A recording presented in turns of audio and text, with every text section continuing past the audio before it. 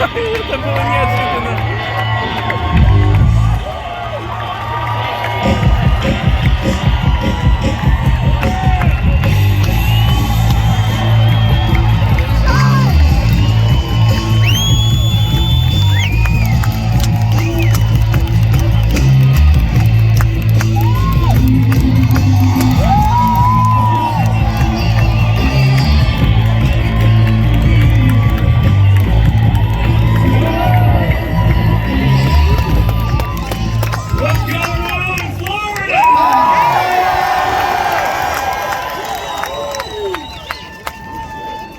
Ready to take back your country?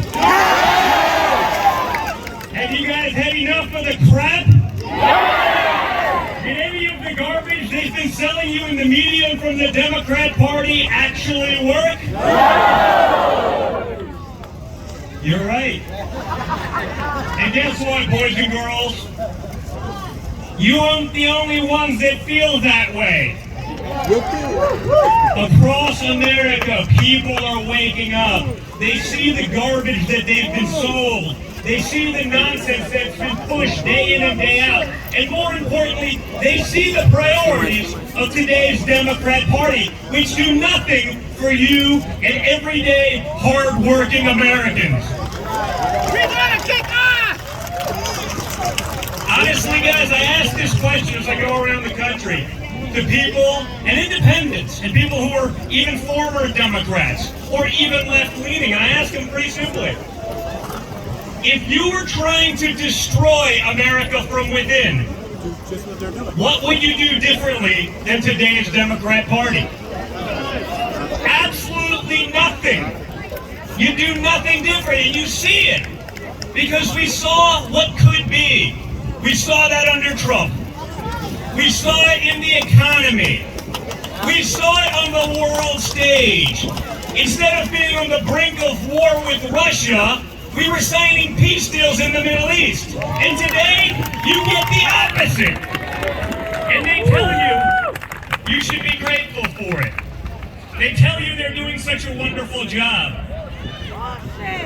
Imagine for a second what we could do if as conservatives we had the entire apparatus of big tech working as our marketing department.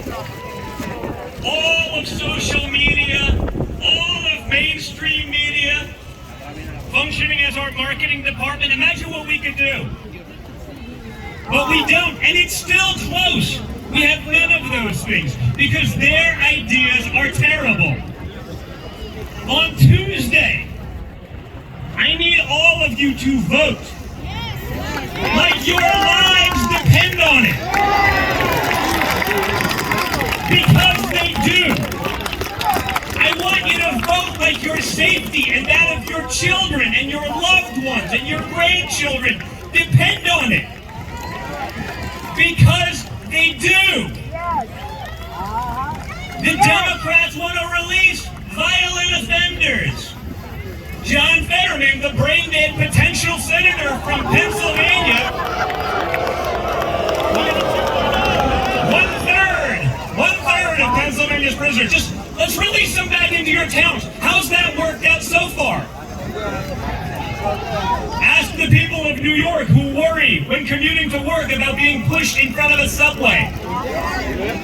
That's what today's Democrat Party stands for.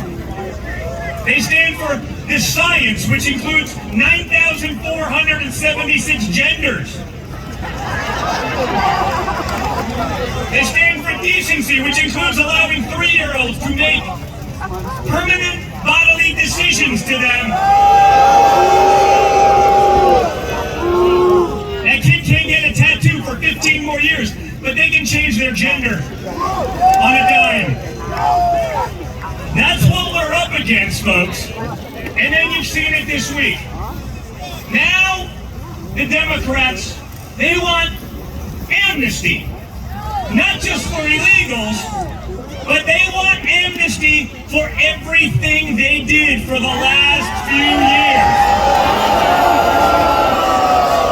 Yeah, they want amnesty for saying you're degenerates. They want amnesty from that. They want amnesty for shutting down your business and telling you to be grateful. They want amnesty for shutting down your children's schools and not following the science and telling you they were at risk. They want amnesty for making you watch your loved ones die on FaceTime. They wanted you to call in. They wanted you to call in and not go to your friends' weddings or funerals. As you had loved ones on their deathbeds, they said, you know what, a Zoom call should be sufficient for you, and you better be grateful. That's what today's Democrat Party stands for. It's not about freedom. Notice, it's always freedom and democracy on the table when they're losing. Because I was under the impression that freedom and democracy meant for voting for the people who would do the best for you, your neighborhood, your children, and your family. But that's not what today's Democrat Party stands for. You know, Joe Biden's gotten one thing right over the last few decades. He said, this isn't your grandfather's Republican Party anymore. And damn straight it's not. This is an America First Party that isn't just going to listen to the nonsense. We're not going to be put in the corner. We're not going to be told to shut up. We're not going to be told that our values, our freedom, and the Constitution don't matter. That's the old Republican Party. This is different, folks.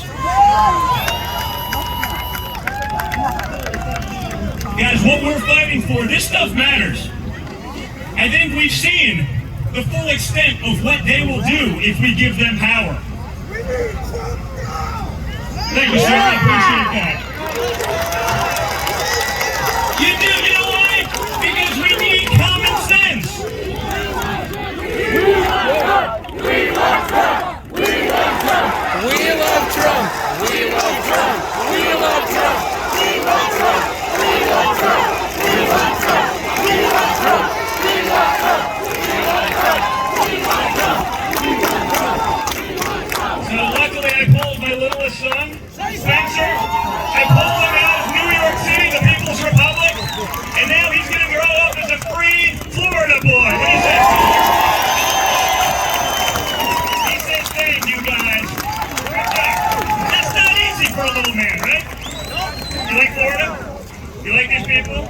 Well, they love grandpa and everything that we're all fighting for, okay? And he's going to be a good conservative little man soon, right?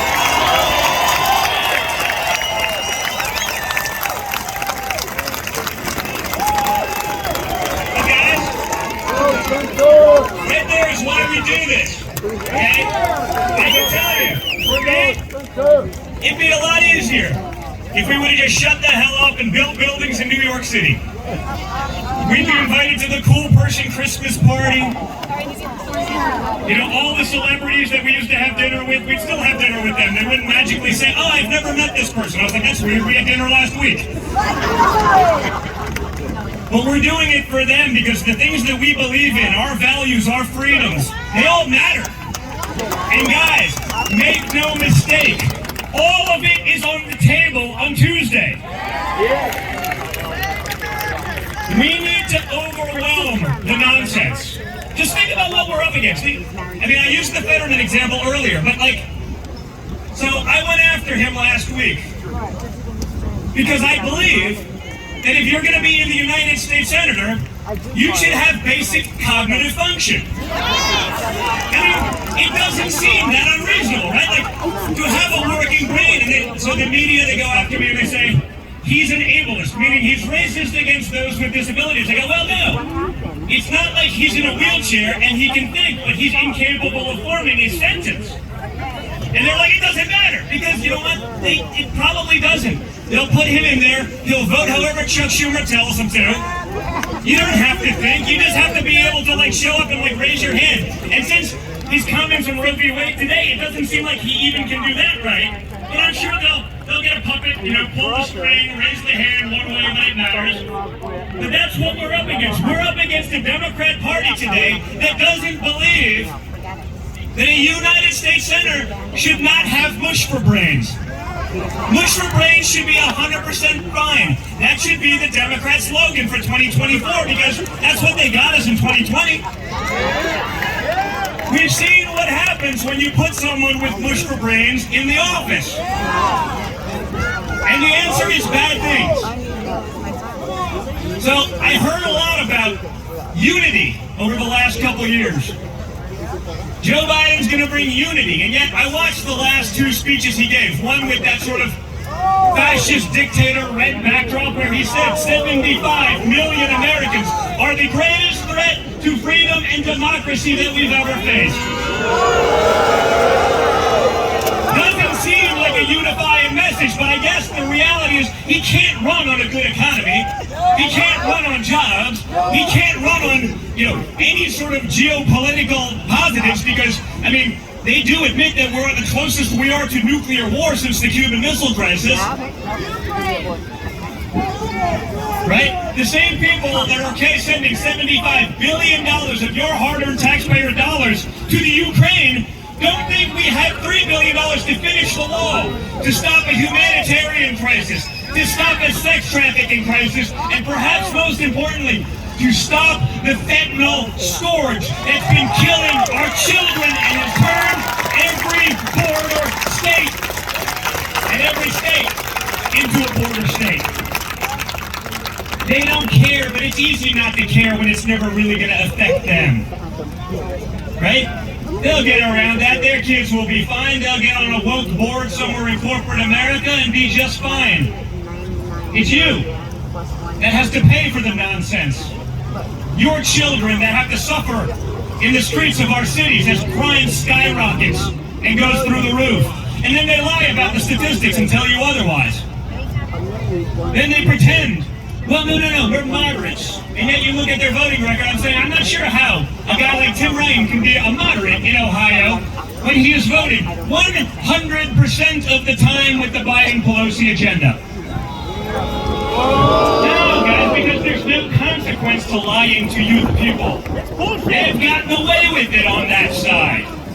There's no fact checks, only you get fact checked, usually by big tech, and usually you've been right. I don't see any apologies to your conspiracy theorist friend who basically called everything. I don't see any apologies to Donald Trump, who was right about literally everything.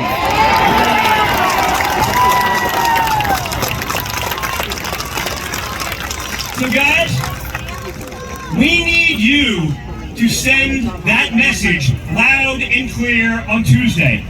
We need you to call your friends. We need you to let them know and make them understand exactly what is at stake. Because what's at stake is absolutely everything.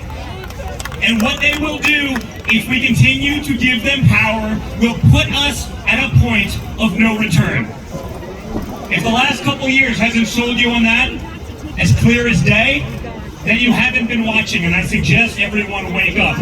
So Florida, Miami, America, on Tuesday, November 8th, get out there and vote like everything